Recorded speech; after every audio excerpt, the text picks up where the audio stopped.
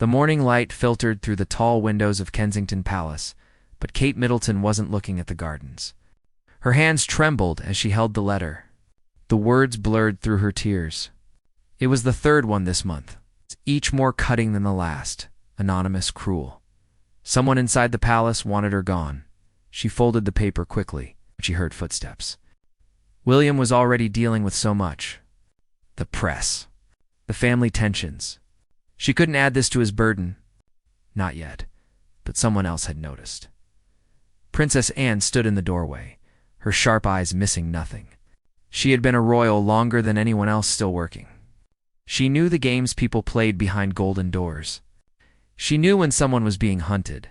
Kate Anne said quietly, "We need to talk." Kate forced a smile. "I'm fine, really. Just tired." Anne stepped inside and closed the door behind her. "I've been where you are.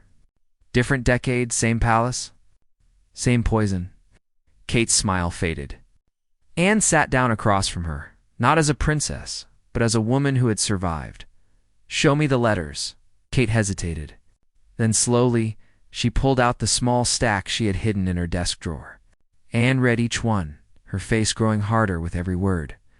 Accusations, threats, claims that Kate didn't belong, that she was ruining the family, that she should leave before something terrible happened. "Do you know who's sending these?" Kate whispered. Dawn. Anne looked up. Her jaw was tight. "I have suspicions. And if I'm right, this goes deeper than you think." Before Kate could respond, Anne's phone buzzed. She glanced at the screen, and her expression changed. "I need to make a call. Stay here. Lock the door. Don't open it for anyone except William or me." "Anne, you're scaring me." "Good," Anne said, standing. "Fear will keep you alert. Trust will get you destroyed." She left quickly, her footsteps echoing down the marble hallway. Kate sat alone, her heart pounding. She looked down at the letters scattered on the table. One phrase stood out, repeated in 3 different notes. "You don't belong in this family." Outside, storm clouds gathered over London. Inside the palace, a much darker storm was building, and Princess Anne had just decided she would not let another woman be broken by it. If you want to see how this story unfolds, make sure you're subscribed and hit that notification bell. You won't want to miss what happens next. Across the city. In a private office that smelled of leather and old money, a man sat at his desk. He wasn't a prince. He wasn't even supposed to exist in royal circles. But he had connections, power, and a mother who wanted the crown closer to her bloodline. His phone rang. When he answered, his smile was cold. "It's working," he said. "She's breaking. Give it 2 more weeks." On the other end, a woman's voice replied, "Make it 1. Anne's getting suspicious." The man laughed softly. "Anne's an old woman playing old games. She can't stop what's already in motion." But he was wrong. Princess Anne had spent 50 years learning how to fight battles that no one else could see, and she had just declared war. The next morning, Kate woke to find a handwritten note slipped under her door. Anne's handwriting. Sharp and precise. "Meet me at the stables. 7 a.m., come alone." When Kate arrived, the air was cold and smelled of hay and horses. Anne was already there, stroking the nose of a gray mare. She didn't turn around when Kate approached. "Do you ride?" And asked, "Not well. Good, no one will think we're doing anything important." Anne finally looked at her. "I spent last night making calls. People who owe me favors. People who remember things the palace would rather forget." Kate wrapped her arms around herself. "What did you find?" Anne led her to a small tack room at the back of the stables. Inside, she had spread papers across an old wooden table. Photographs. Phone records. Bank statements. "Camilla has a son," Anne said flatly. "From before she married Charles. His name is kept quiet. Very quiet. But he exists. And he's been getting money from accounts connected to the duchy." Kate stared at the papers. "I don't understand. What does this have to do with the letters?" Anne pointed to a bank transfer. "This payment was made the same day you received the first threat. This one matches the second letter. Someone is paying for a campaign against you." and the money is coming from sources very close to the Queen Consort. Kate felt sick. You think Camilla is behind this? I think Anne said carefully that Camilla wants her legacy secured. And you, Kate, are too popular. Too loved. You make her look cold by comparison. But she wouldn't dirty her own hands. Her son nodded. Tom Parker Bowles is public, but there's another one. Quieter. More dangerous. He's been working in private security. Has connections to media. To people who can make life very difficult for someone in your position. Kate's mind raced. Why are you helping me? You and Charles have always been close. Anne's face softened, just slightly. I love my brother. But I will not watch him make the same mistakes our parents made. Diana was destroyed by this place. By people who smiled at her in public and poisoned her in private. I was younger then. I didn't speak up when I should have. She stepped closer to Kate, her voice fierce. I won't make that mistake twice. Suddenly, they heard footsteps outside. Heavy boots on gravel. Anne quickly gathered the papers and shoved them into a leather bag. Who else knows you're here? She whispered. No one. Just William. I told him I was going for a walk. The footsteps stopped just outside the door. A shadow passed across the window. Then, silence. Anne moved to the door and looked out. Empty, but on the ground. Someone had left a small envelope. She picked it up. Inside was a photograph. Recent, it showed Anne and Kate sitting together at Kensington Palace the day before. The day Anne had first seen the letters. On the back, one sentence was written in black ink. Stop asking questions. Kate's blood ran cold. They're watching us. Anne's face was stone. Good. Let them watch. Let them think they've frightened us. But Kate... Anne gripped her shoulder. Fear is what they want. It's how they win. Diana was afraid. She was isolated. She had no one who knew how to fight back. Her eyes blazed. But you have me. And I have spent my entire life learning how to survive these people. Kate took a shaky breath. What do? We find proof. Real proof. Something we can take to William and Harry. Something even Charles can't ignore. Anne picked up her bag. But we have to be smart. No more meetings here. No phones? And Kate. Yes, don't trust anyone. Not the staff. Not the drivers. Not even people you think are friends. Until we know how deep this goes, everyone is a potential enemy. They left the stables separately. Kate walked back through the garden, her heart pounding with every step. She felt eyes on her, watching, waiting. Behind a window on the second floor of the palace, a man lowered his binoculars. He pulled out his phone and typed a single message. Anne's involved? Escalate the plan. Across London, in that same leather-scented office, Camilla's hidden son smiled. He had been patient, careful. But now, it was time to move faster. He opened his laptop and began typing an email to a journalist he owned. The subject line read, Exclusive, Kate Middleton's secret mental health crisis. The story would run in 2 days. By then, Kate would be too broken to fight back, or so he thought. Asterisk 2 days later. The article exploded across every tabloid in London. Kate saw it first on her phone. The headline made her stomach drop. Palace sources, Princess Kate, struggling with anxiety, may step back from duties. It was filled with lies. Anonymous quotes. Claims that she was having panic attacks. That William was worried. That the palace was preparing for her to withdraw from public life. Her hands shook as she scrolled through the comments. Thousands of people, some sympathetic, others cruel, some calling her weak, others saying she was never fit to be queen. William found her sitting on the floor of their bedroom, tears streaming down her face. Kate, he knelt beside her, taking the phone from her hands. His face went white as he read. This is complete rubbish. We're going to release a statement. We'll sue them. It won't matter, Kate whispered. The damage is done. People will believe what they want to believe. Before William could respond, his phone rang. It was an asterisk, don't react publicly, Anne, said the moment he answered. That's exactly what they want. They want Kate to look defensive, unstable. Who is they, Anne? William's voice was hard. Who's doing this to my wife? Anne hesitated. Then, come to my residence. Tonight, both of you. Tell no one. Park 2 streets away and walk. I'll explain everything. That night, Kate and William slipped out through a side entrance. They wore ordinary clothes, hoods up, moving through the dark London streets like ghosts. When they reached Anne's residence, she was waiting at a back door inside. She had turned her private study into a war room. The walls were covered with papers, photographs, timelines.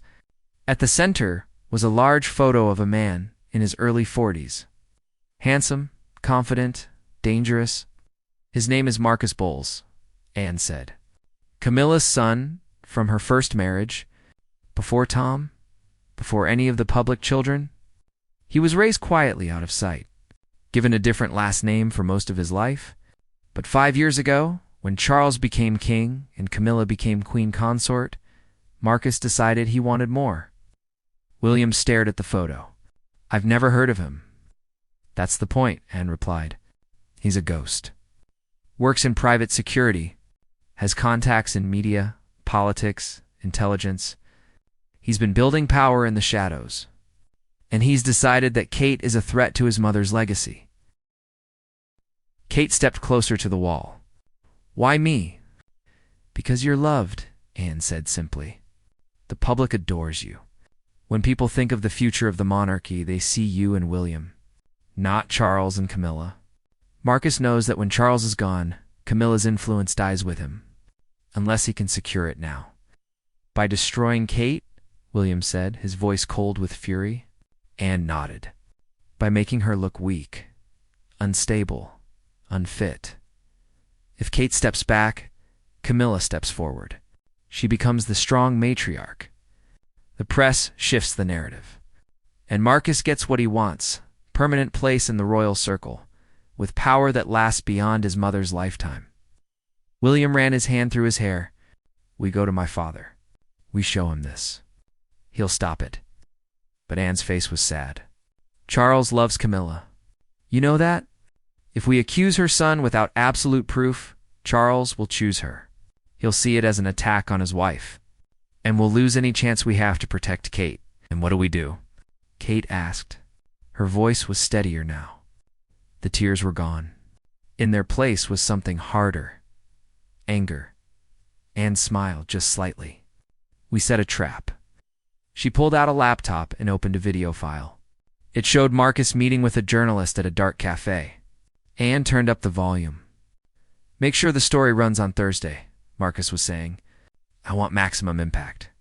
By Friday, Kate should be ready to announce a break from duties. If not, we move to phase 2. What's phase 2? The journalist asked. Marcus leaned in. His smile was cruel. We leak medical records. Real or fake, doesn't matter. Something that makes her look completely unfit. William's fists clenched. Where did you get this? I have friends too, Anne said. Friends who know how to follow people, how to listen. Marcus has been sloppy, arrogant. He thinks he's untouchable because of his mother. We take this to the police, William said. This is conspiracy. Harassment. What, Anne shook her head? If we go public, this becomes a scandal that destroys the entire family. Charles, Camilla, you. The monarchy itself. The press will have a feast. We need to handle this quietly, how? Kate asked. Anne looked at her with something like pride. We make Marcus believe he's won. We let him think you're breaking. And when he gets confident, when he makes his next move, we catch him in an act he can't deny.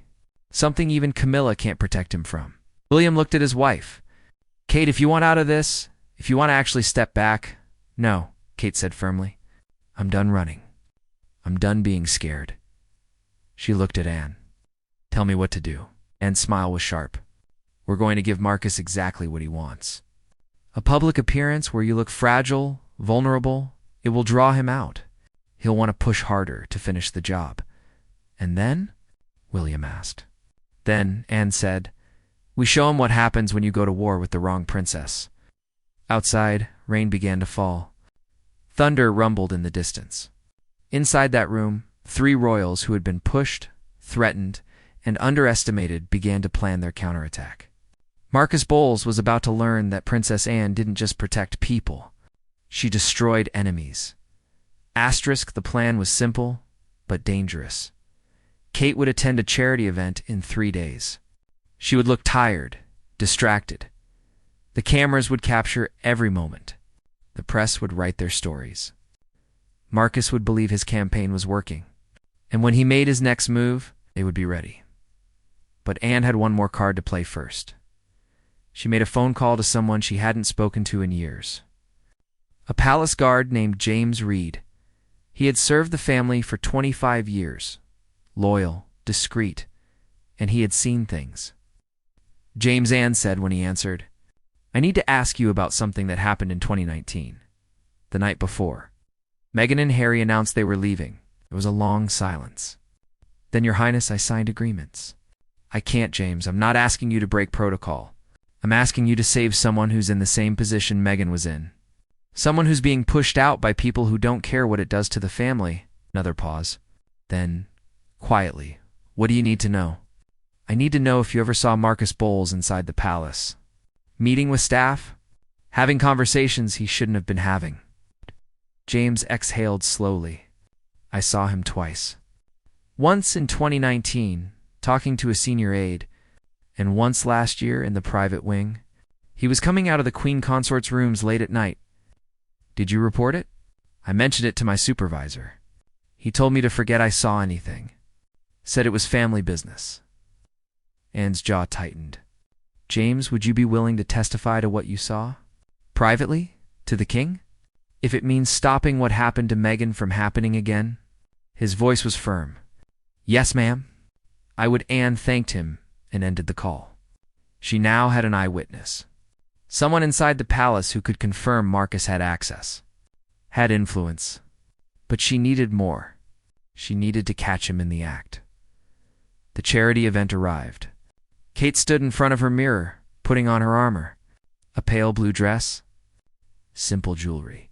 But she deliberately left her makeup lighter than usual. Let the shadows under her eyes show. Let the cameras see what they wanted to see. William squeezed her hand. "You don't have to do this." "Yes, I do," Kate said.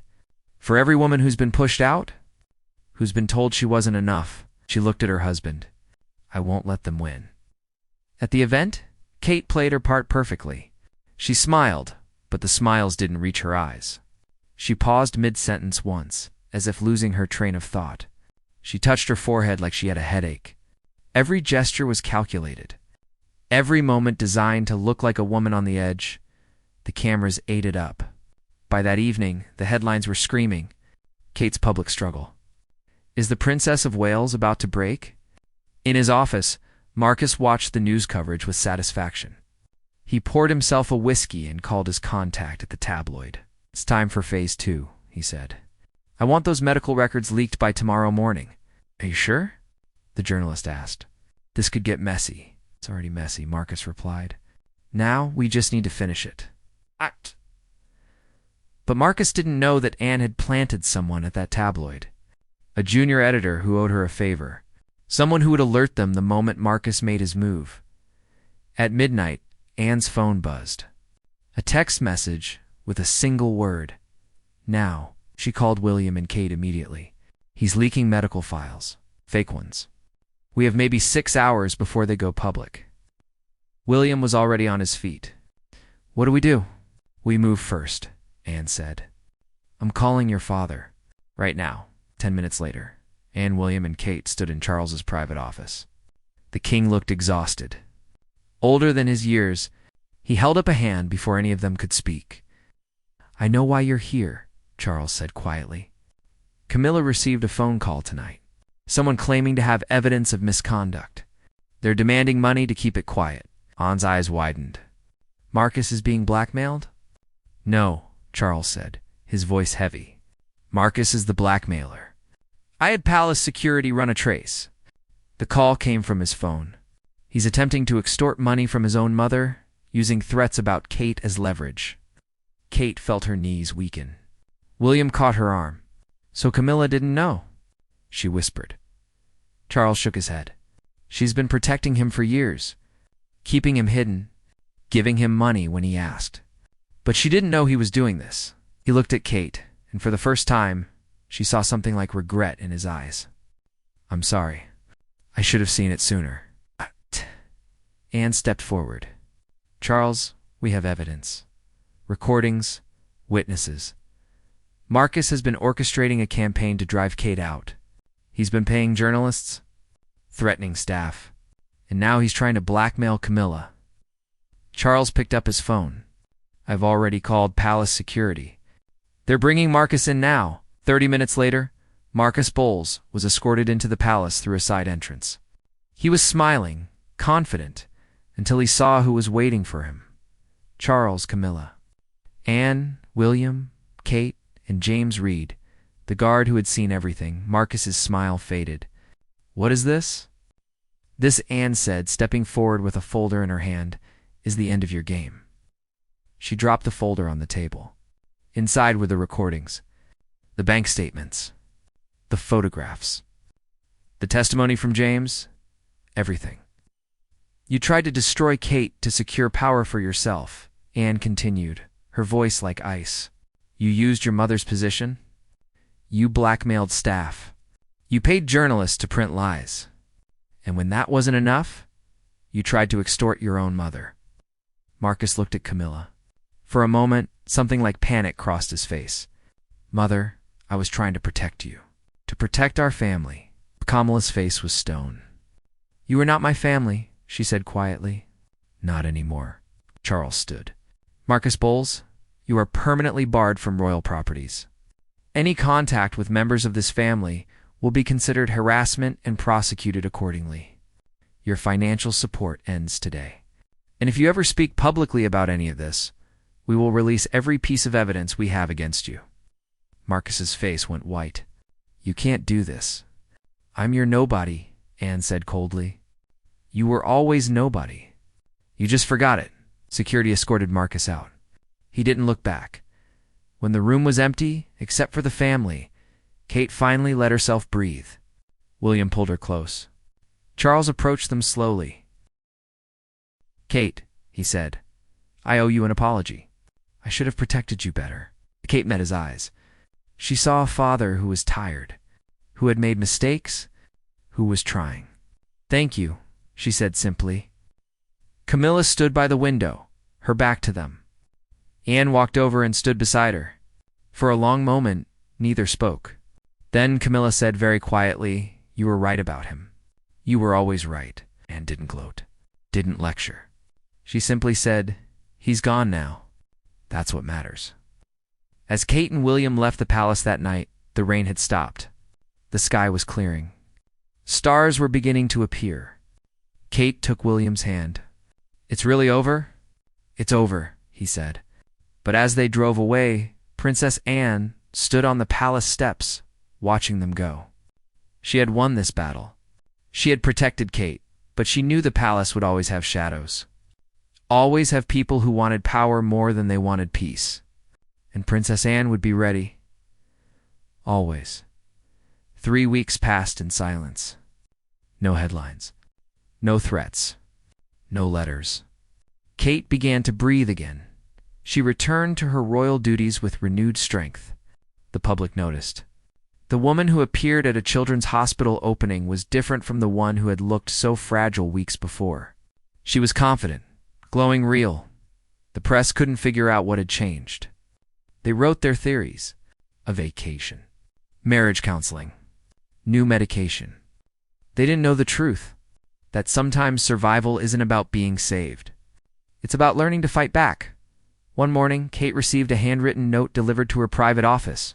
She recognized the handwriting immediately. Anne's. T. My residence. This afternoon. Come alone, Kate smiled. She had learned that when it invited you for tea, it was never just tea. That afternoon, she found N in her garden. The older princess was pruning roses, her hands steady despite her years. She didn't look up when Kate approached. You're stronger now, Anne said simply. Good, You'll need it. Kate sat on the stone bench beside her. Is there another threat? There's always another threat, Anne replied. But you handled this one.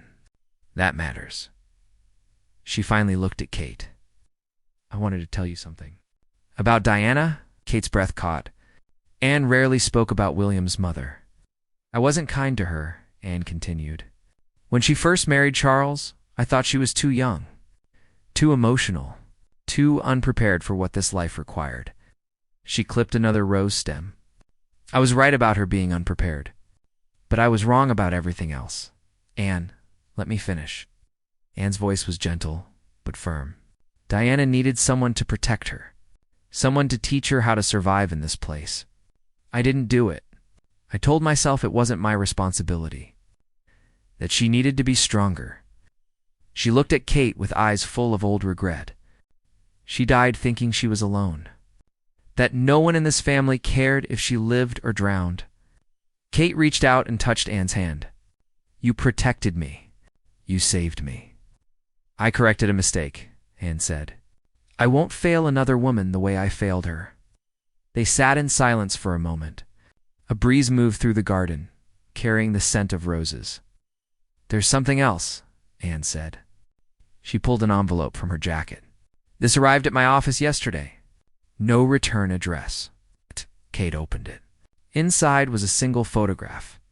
It showed Marcus Bowles getting into a car at Heathrow Airport. Below the photo, a handwritten note. Moving to Dubai, you win this round. But this isn't over. One day when you're not watching, I'll come back. And I'll finish what I started. Kate's hand trembled. He's threatening me, still. Anne took the photo and held it over a candle on the nearby table.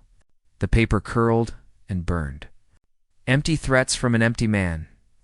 He has no power now. No money, no protection. Camilla has cut him off completely. Charles has made it clear that if Marcus ever returns to England, he'll be arrested. But what if Kate? Anne's voice was steel. Fear is a choice. You can choose to be afraid of a man who has already lost. Or you can choose to live your life knowing you beat him once, and you can beat him again. Kate watched the last of the photograph turn to ash. Something inside her shifted, settled. You're right, she said quietly. I'm done being afraid, Anne smiled. Good, because I need your help with something. She led Kate inside to a small office. On the desk was a folder marked confidential. Ow. Inside were letters, dozens of them, from young women across the country, all addressed to the palace, all asking for help. These come in every week and explained. Women who are being bullied, harassed, pushed out of their jobs, their homes, their lives. They write to us because they think we have power. They think we can help. A teacher being forced out by a vindictive principal. A mother losing custody because of lies spread by her ex-husband. A young woman being stalked by someone who wouldn't stop. What do you do with these? Kate asked. Until now? Nothing, Anne admitted. We send polite responses. Maybe a small donation to a charity. But we don't actually help. We don't use our power to fight for them. Kate looked up. You want to change that? Anne nodded. I want to create something real. A foundation. Not just for show. A team of lawyers, advocates, security experts, people who can actually protect women who are being targeted. Who can fight back against bullies and abusers. She looked at Kate, and I want you to lead it. Kate felt tears prick her eyes. Anne, I don't know if I'm qualified. You're more qualified than anyone, Anne interrupted. You've lived it. You've survived it. You know what it feels like to be hunted? To have no one believe you. To think you're going crazy because the threats are invisible to everyone else. Kate looked down at the letters again. She thought about the woman she had been 3 months ago, terrified, alone, breaking. And she thought about the woman she was now, scarred, but stronger, unbroken. Do it, she said. But on one condition. Anne raised an eyebrow. What? You stay involved? You teach me everything you know about how to fight these battles. Kate's voice was steady. I don't want to just survive the palace. I want to learn how to change it. Anne's smile was fierce and proud. Deal. Over the next weeks, Kate and Anne worked quietly. They built their team. Found lawyers who believed in the cause, security experts who had protected abuse victims, therapists who understood trauma. They kept it quiet, away from the press, till it was ready. When they finally announced the foundation, the response was overwhelming. Thousands of women reached out, sharing their stories, asking for help. And Kate, the princess who had almost been destroyed by invisible enemies, began to fight for women who faced the same battles. She gave speeches. Not the polite, safe speeches royals usually gave. Real speeches. About harassment. About gaslighting. About the way powerful people used fear to control others. The press didn't know what to make of it. This wasn't the Kate they had tried to break. This was someone new. Someone dangerous to people who relied on silence. One evening, William found Kate working late in her office. Papers spread across her desk. She was reviewing a case. A woman whose employer was trying to force her out. "You're going to wear yourself out," William said gently. Kate looked up. Her eyes were tired but bright. "I'm helping her. We're going to win her case." William smiled. He had watched his wife transform over these months. From a woman who had been hunted to a woman who hunted injustice.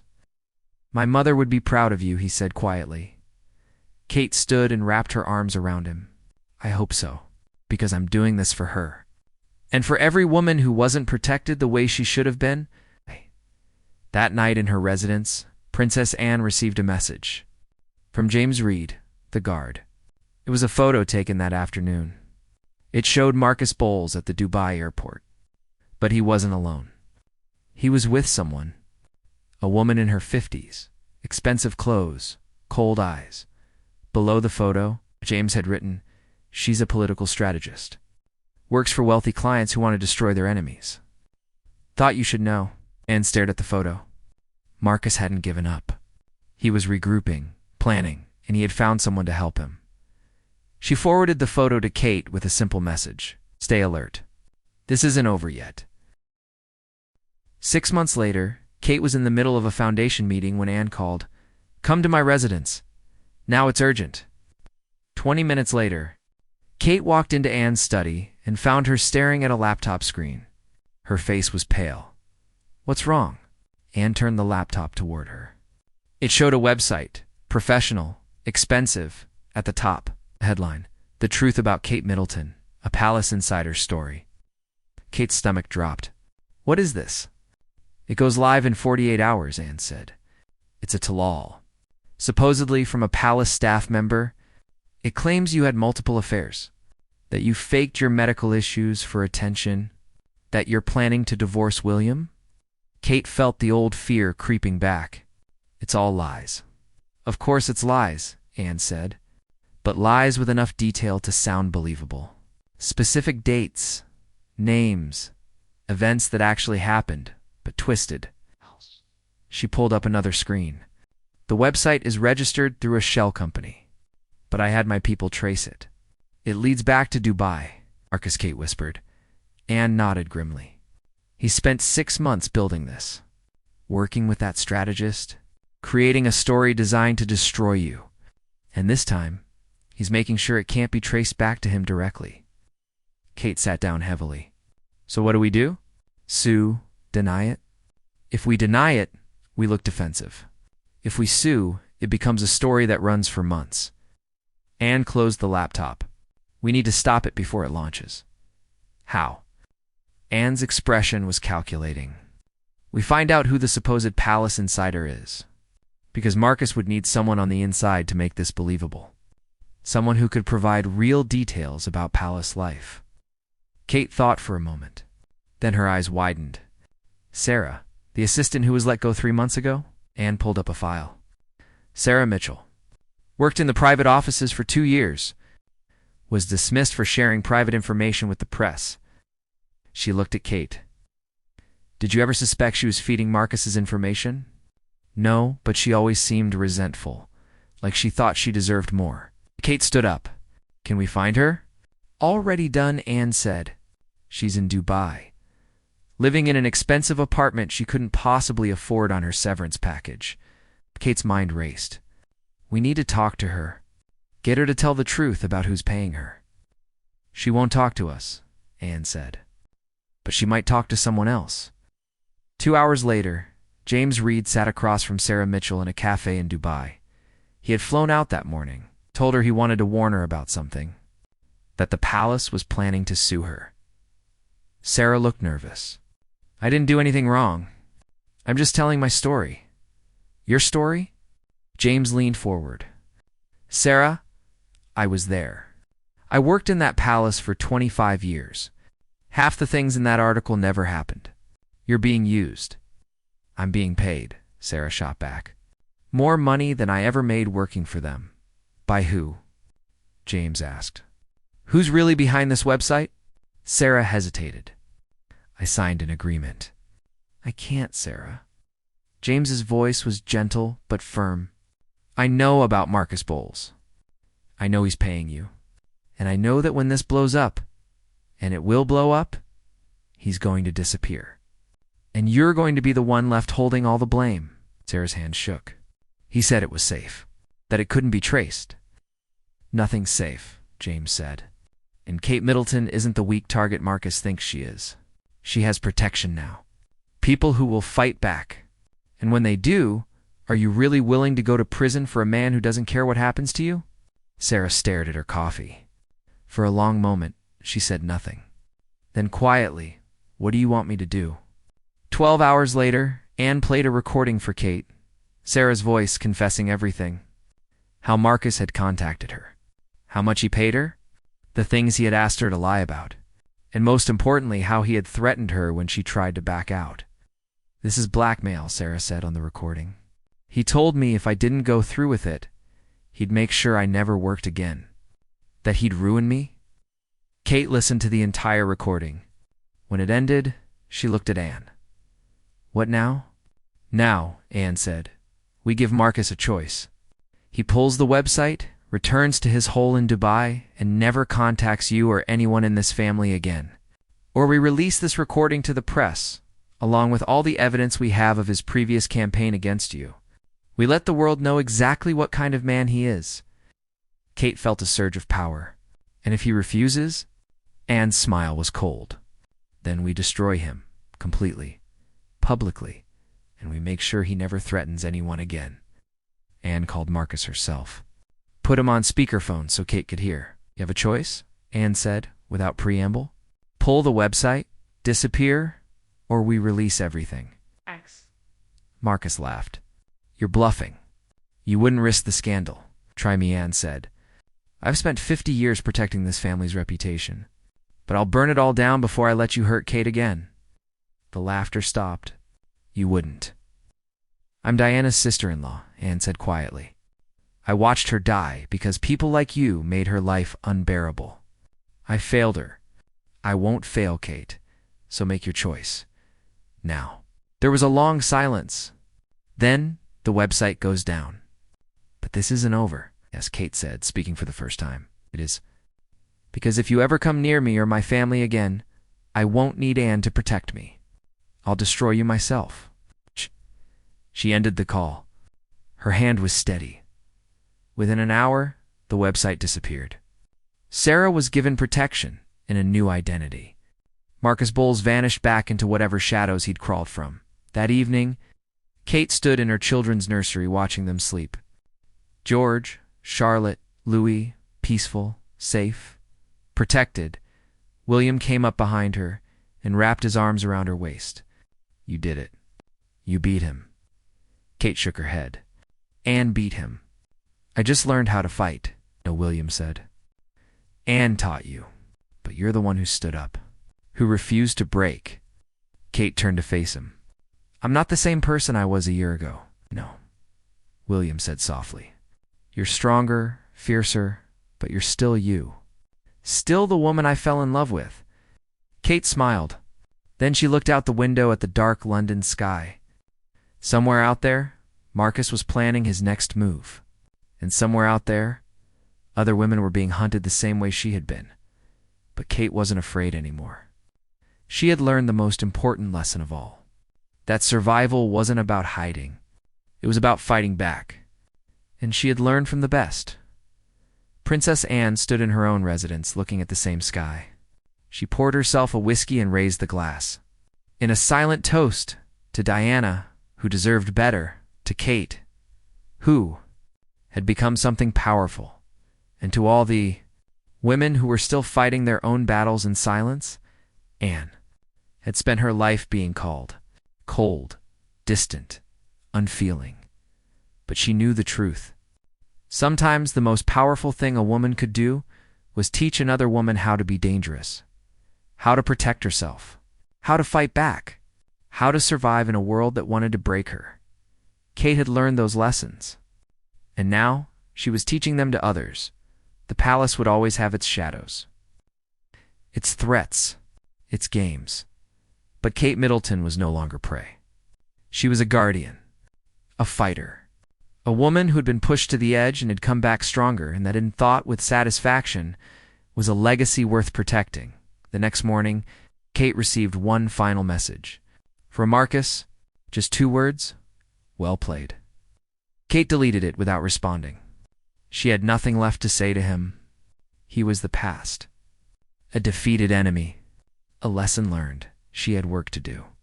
Women to help, a foundation to build, children to raise, a life to live, and she would live it fearlessly, protected by the woman who had saved her, inspired by the woman who had died too young, strengthened by the battles she had won. Princess Anne had protected Kate from palace pressure. She had exposed Camilla's son. She had taught Kate how to fight, but most importantly, she had given Kate something no one could take away, the knowledge that she was strong enough to survive anything, and powerful enough to help others do the same. That was the real victory. Not defeating Marcus, not exposing the lies, but becoming the kind of woman who couldn't be broken. Kate looked at the new foundation logo on her desk, at the stack of letters from women asking for help, at the future she was building, and she smiled, because she knew one thing with absolute certainty: she would never be a victim again, and neither would any woman she could help protect. That was her promise, her purpose, her power. And it all started because one fierce princess had decided that enough was enough, that the palace's shadows would no longer be allowed to destroy good women, that someone had to stand up and fight back. Princess Anne had been that someone. And now Kate was too. The story wasn't over. It would never be over, because the palace would always have its threats, its games, its dangers. But Kate Middleton was ready. She would protect her children. She would help other women. She would stand beside William as a partner, not a victim. And if anyone ever tried to push her out again, they would discover what Princess Anne already knew. Some women aren't meant to break. They're meant to become warriors, and Kate had just joined their ranks.